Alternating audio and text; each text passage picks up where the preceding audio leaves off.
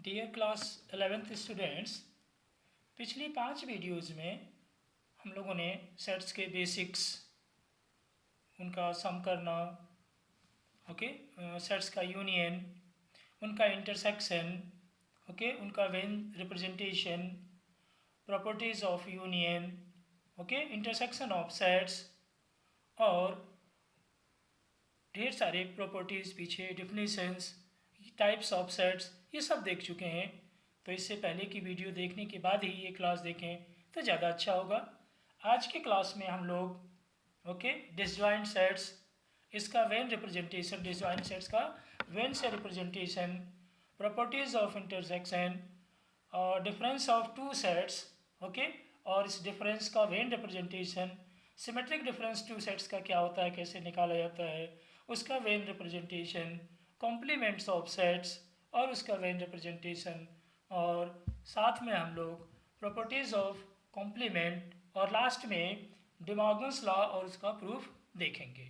Okay, तो class देखी जाए। और एक बात और डियर स्टूडेंट्स, अगर क्लास पसंद आए, अच्छी तरह समझ में आए तो लाइक करिए, शेयर करिए और सब्सक्राइब ज़रूर करिए। ओके, अब क्लास देखी जाए। सबसे पहले आज की हेडिंग है डिसजॉइंट सेट्स।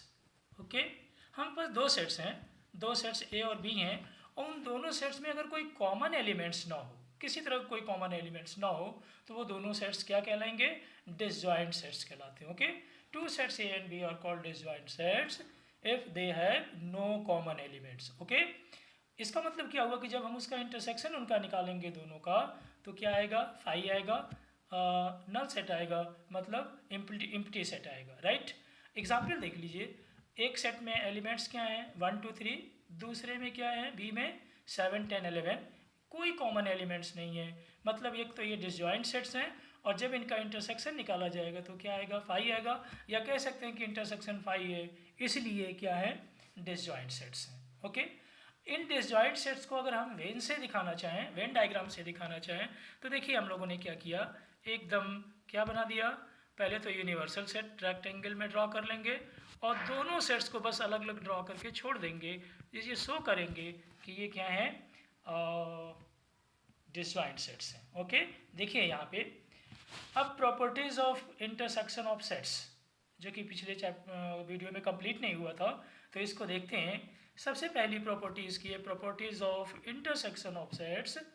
सबसे पहली प्रॉपर्टी कौन सी है? आइडम्पोटेंट लॉ, यानी किसी सेट का उसी के साथ इंटरसेक्शन निकालें तो खुद ही वो सेट आएगा, ए आएगा। कम्यूटेटिव लॉ बताया गया था, पीछे थोड़ा डिस्कस हुआ था।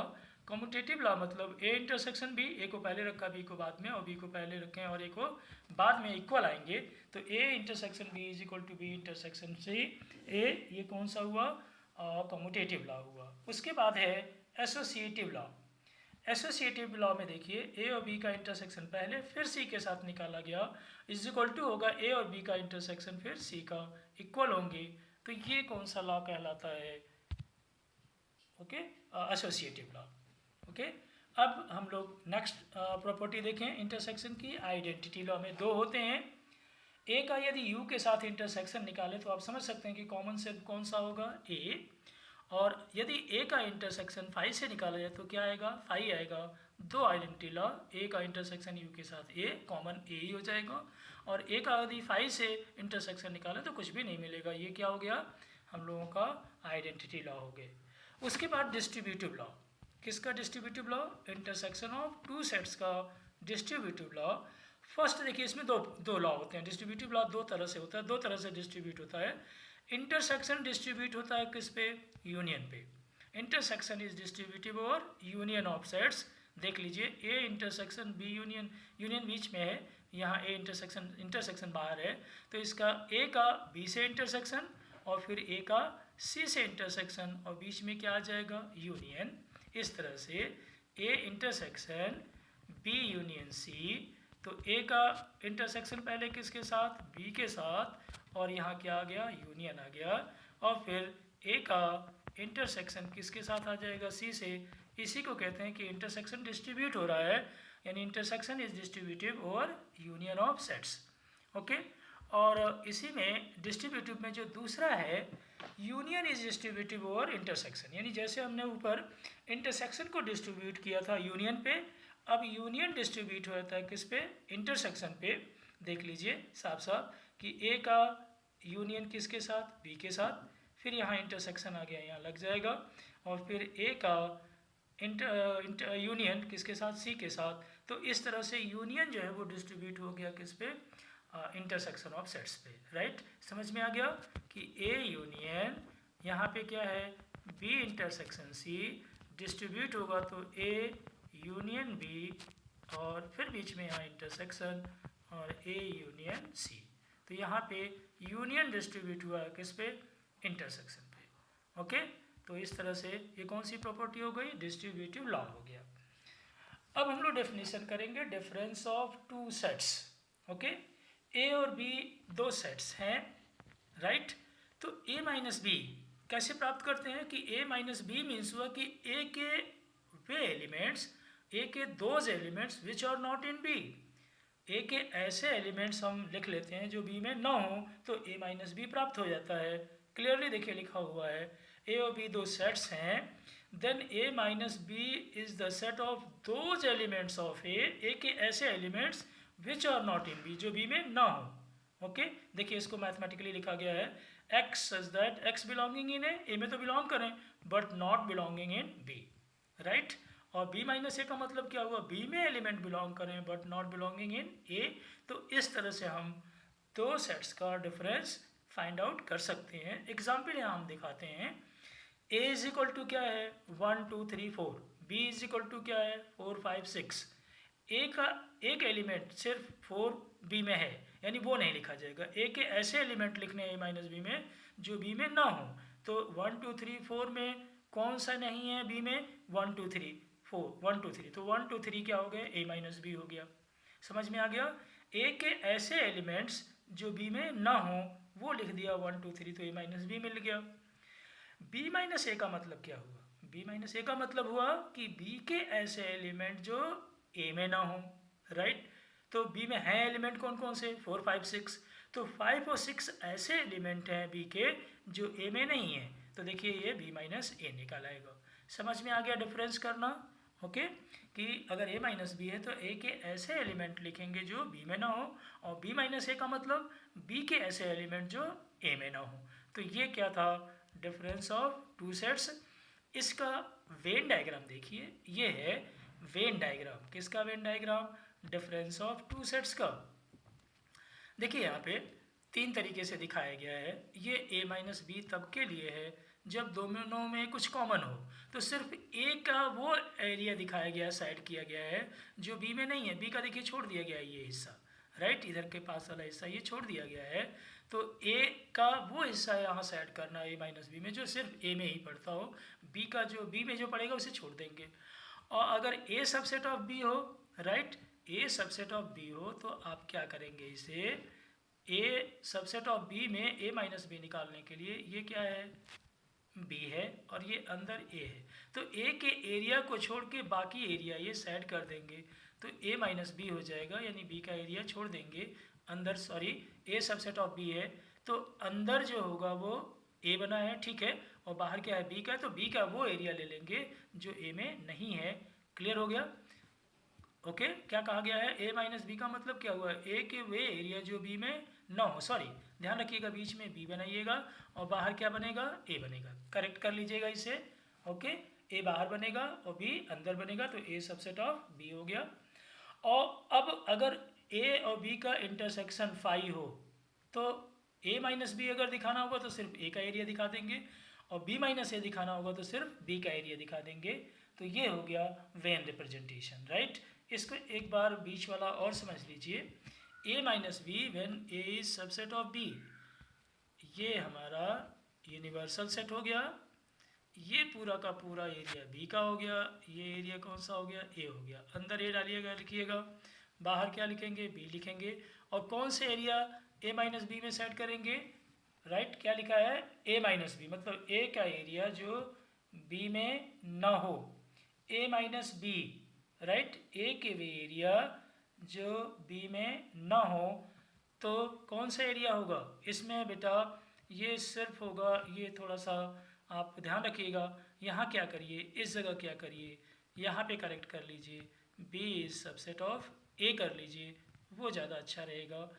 और ए माइनस बी निकालते समय नहीं, ये जो है यहाँ पे क्या करेंगे, ध्यान दीजिए, ए सबसेट ऑफ बी है, मतलब ए के सभी एलिमेंट किस में हैं, बी में हैं। तो ए माइनस बी का मतलब हुआ कि यहाँ पे, सॉरी बेटे, यहाँ क्या करो आप लोग, इस जगह पे सुधार लो, बी माइनस ए कर लो, राइट, सब फिगर सही हो जाएगा। बी के ऐसे एरिया जो ए में ना हो, ये बनेगा। तो यहाँ पे ए माइनस बी नहीं बल्कि क्या होना चाहिए, बी माइनस ए होना चाहिए, राइट। अब क्लियर हो गया, यानी बी के ऐसे एरिया जो ए में ना हो तो बी के ही एरिया को सेट किया गया है, इसलिए अब ये फिगर सही हो गया, राइट। अब हम लोग देखते हैं symmetric difference of two sets. Okay, symmetric difference of two sets, दो सेट्स का क्या निकालना, सिमेट्रिक डिफरेंस। देखिए हम दो सेट्स हमें ए और बी दिए हुए हैं, राइट। तो ए में से बी को माइनस कर लीजिएगा और बी में से ए को माइनस कर लीजिएगा, दोनों जो आएंगे उसका यूनियन कर लेंगे, राइट। ए में से बी माइनस करने पे कुछ एलिमेंट्स आएंगे, एक सेट मिल जाएगा, बी माइनस ए करेंगे तो एक सेट मिल जाएगा, दोनों का क्या निकाल लेना है, यूनियन। यूनियन पीछे आप सीख चुके हैं, तो उसी को बोलते हैं symmetric difference of two sets, right. देखिए यहाँ डेफिनेशन भी यही लिखा है कि if A and B are two sets then A minus B और बी माइनस ए का यूनियन ही कहलाता है symmetric difference of sets A and B. A और बी का सिमेट्रिक डिफरेंस कहलाएगा, denoted by A delta B. ये triangle जैसा जो बनता है ए डेल्टा बी लिखते हैं, पढ़ते हैं, ए डेल्टा बी, ये सिमेट्रिक डिफरेंस सेट्स में सिमेट्रिक डिफरेंस को बताता है। तो A symmetric difference B, mathematically ध्यान रखिएगा, एक्स सच दैट एक्स किसका एलिमेंट होगा, A minus B union B minus A का एलिमेंट होगा, राइट। ये डिफिनेशन में दिया है।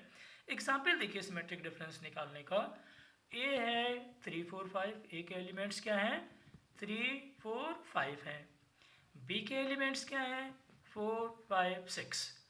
तो जब आप ए माइनस बी निकालेंगे तो ए के ऐसे एलिमेंट जो बी में ना हो तो सिर्फ 3 है, ए का ऐसे एलिमेंट जो बी में ना हो सिर्फ क्या है, 3 है, ए माइनस बी आ गया।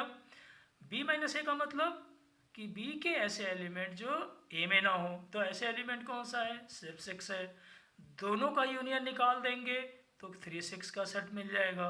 यही 3 6 का सेट ए और बी का सिमेट्रिक डिफरेंस मिल गया। ओके, तो इस तरह से हम लोग ए और बी का सिमेट्रिक डिफरेंस निकाल लिए। क्लियर हो गया, ए माइनस बी कर लीजिए, बी माइनस ए निकाल लीजिए, उनका यूनियन कर लीजिए दोनों का, ए माइनस बी और बी माइनस ए का, तो हमें वो सेट ए और बी का सिमेट्रिक डिफरेंस मिल जाएगा।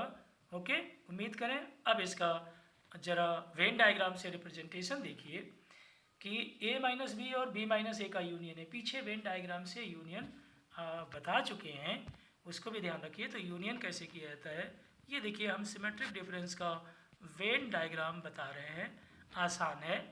ये ए हो गया, ये बी हो गया, इधर ए है और इधर क्या है, बी है। तो ए माइनस बी कौन सा एरिया हुआ, ये बी का एरिया छोड़ के ये ए माइनस बी हुआ इतना, राइट। ये वाला इसको छोड़ दिया, कॉमन एरिया छोड़ देंगे। और बी माइनस ए कौन सा होगा, बी का वो एरिया जो ए में ना हो, तो ये वाला एरिया हुआ, दोनों का यूनियन, मतलब ये दोनों साइडेड एरिया हो गया सिमेट्रिक डिफरेंस। यहाँ फिगर हमने बना दिया है, ध्यान रखिएगा। ये सिमेट्रिक डिफरेंस का क्या है, वेन डायग्राम है। ओके, तो ए और बी का सिमेट्रिक डिफरेंस भी कैलकुलेट कर लेंगे और राइट उनका वेन रिप्रेजेंटेशन भी दिखा सकते हैं। अब हम लोग नेक्स्ट देखा जाए क्या दिया हुआ है, कॉम्प्लीमेंट निकालना, right. Complement of two sets, दो सेट्स का कॉम्प्लीमेंट बहुत आसान है। ए कोई सबसेट है यूनिवर्सल सेट यू का, आप जानते हैं कि अगर ए के एलिमेंट यूनिवर्सल सेट में है तो वो सबसेट होगा, अच्छी तरह पता है। तो यू में से ए को माइनस करने के बाद जो सेट मिलेगा, ध्यान रखिए, यानी यू के ऐसे एलिमेंट जो ए में ना हो, ध्यान रखिए, u माइनस ए मीन्स u के ऐसे एलिमेंट्स जो a में ना हो, उसी को a का कॉम्प्लीमेंट कहते हैं, denoted by a dash, right, complement of a।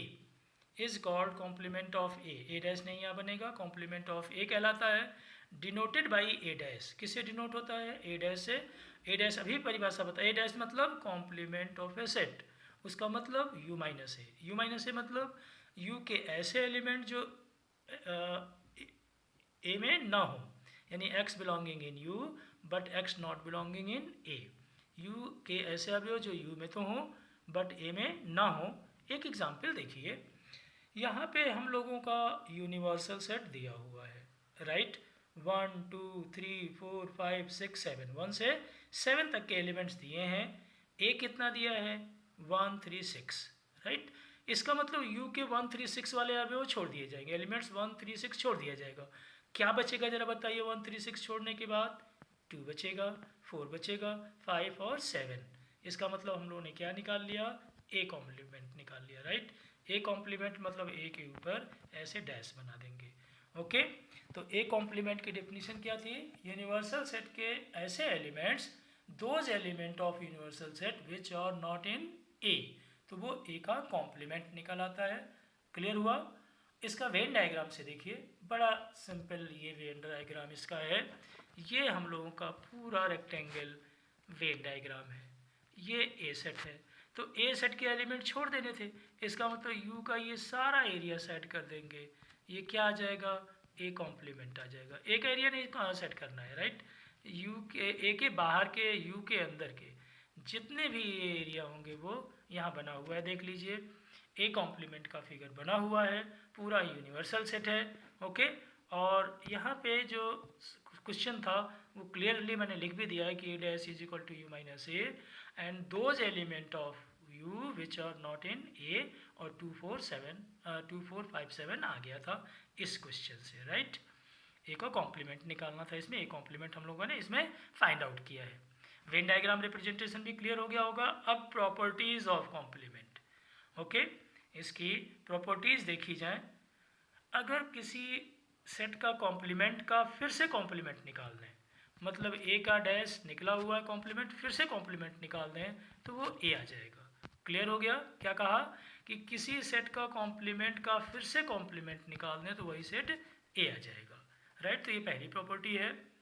और ए कॉम्प्लीमेंट का अगर हम यूनियन करें, आप देख रहे थे कि ए डैश में ए छोड़ दिया जा रहा था, और उसको भी ए डैश से साथ यूनियन निकाल लें तो वो भी एरिया शामिल हो जाएगा, मतलब पूरा का पूरा क्या आ जाएगा? यू आ जाएगा, राइट।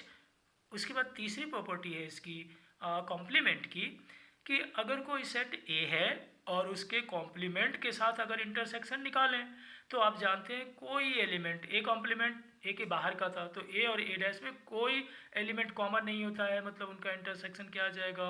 एम्प्टी सेट आ जाएगा।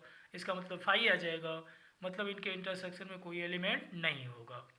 उसके बाद ये बड़ी इंपॉर्टेंट थ्योरम है, ये आप चाहे 12th में जाइए, 12th के में तो हो सकता है, लेकिन हायर क्लासेस में जगह जगह इसका उपयोग होगा। डिमॉर्गन्स लॉ, सेट्स का डिमॉर्गन्स लॉ फेमस लॉ है, इसको ध्यान रखिएगा कि इधर क्या है? ए यूनियन बी, और फिर इसका क्या किया गया है? कॉम्प्लीमेंट। ए यूनियन बी का कॉम्प्लीमेंट ए कॉम्प्लीमेंट और बी कॉम्प्लीमेंट के इंटरसेक्शन के इक्वल होता है। और यहाँ देखिए, ए इंटरसेक्शन बी का कॉम्प्लीमेंट ए कॉम्प्लीमेंट और बी कॉम्प्लीमेंट के यूनियन के इक्वल होता है, राइट। यूनियन का यानी दो सेट्स का जो यूनियन का कॉम्प्लीमेंट है उनके इंटरसेक्शन जो कॉम्प्लीमेंट के इंटरसेक्शन के इक्वल होगा, मतलब एक तरफ यूनियन है तो दूसरी तरफ इंटरसेक्शन है। तो इसका हम लोग प्रूफ भी करेंगे, अभी नेक्स्ट पेज पे प्रूफ करने चल रहे हैं। यहाँ पे प्रूफ है, देखिए ये डिमॉर्गन्स लॉ का प्रूफ है, एकदम सिंपल है, इसको गौर से समझिए। इस तरह के क्वेश्चन जब हम आगे अगली वीडियो में और कराएंगे तो और अच्छी तरह समझ में आ जाएगा, परेशान नहीं होना है। थोड़ा समय दीजिए, समय का इंतज़ार करिए, आगे की वीडियो जो आएगी उसमें आप स्पष्ट इसको, और जब क्वेश्चंस हो जाएंगे तो इस तरह के जो क्वेश्चन सॉल्व किए जाते हैं, लॉजिकली प्रूफ किए जाते हैं, वो समझ में आ जाएगा, ओके। तो ध्यान दीजिए कि कैसे प्रूव करेंगे। पहला डिमॉर्गन्स लॉ क्या था कि ए यूनियन बी कॉम्प्लीमेंट, आप देख रहे हैं A union B complement is equal to A dash A complement intersection B complement, A dash intersection B dash prove करना है। तो हम लोग क्या करते हैं, एक जो ए यूनियन बी डैश है उसमें एक एलिमेंट एक्स लेते हैं, x belonging in A union B complement, right. अब आप जानते हैं कि ये ध्यान रखिएगा कि अगर x कोई एलिमेंट A कॉम्प्लीमेंट में है तो निश्चित है कि वो एलिमेंट A में बिलोंग नहीं करेगा। ध्यान रखिएगा, A कॉम्प्लीमेंट का एलिमेंट A में नहीं होता है और A का एलिमेंट A कॉम्प्लीमेंट में नहीं होता है, उल्टा ध्यान रखिएगा। तो अगर हम x कोई एलिमेंट A यूनियन B के कॉम्प्लीमेंट में ले रहे हैं तो निश्चित है कि A यूनियन में x बिलोंग नहीं करेगा, यानी x not belonging in A union B। और जब A यूनियन B में नहीं बिलोंग करेगा तो x not belonging in A and x not belonging in B, दोनों में बिलोंग नहीं करेगा, A में भी और B में भी। ये राइट आप डेफिनेशन यूनियन में देख चुके हैं कि अगर A यूनियन B में है तो किसी न किसी में बिलोंग करेगा। x अगर कोई एलिमेंट A यूनियन B में है तो किसी न किसी में बिलोंग करेगा, लेकिन अगर कॉम्प्लीमेंट में है x अगर, तो न A में बिलोंग करेगा न B में बिलोंग करेगा। तो ध्यान रखना है ये।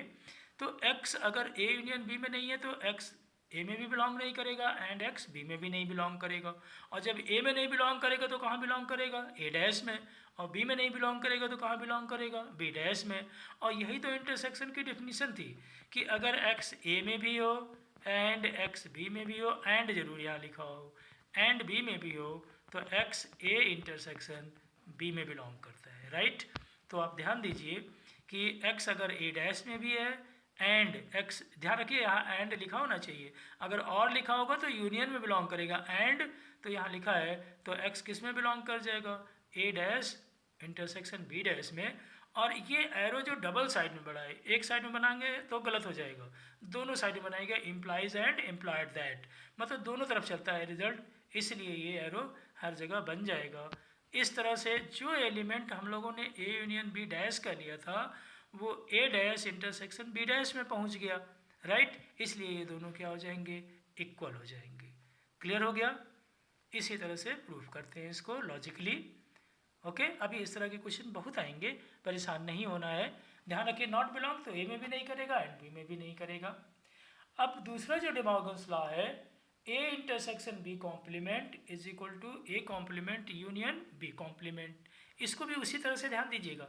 इसका एलिमेंट x लेंगे और वो एलिमेंट इसमें पहुंचाएंगे इम्प्लाइज एंड इम्प्लाइड दैट के साथ।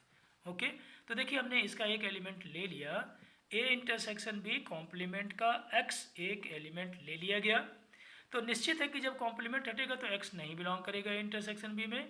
बता चुके हैं कि अगर x किसी A डैश में है तो x not belonging in A में बिलोंग नहीं करेगा।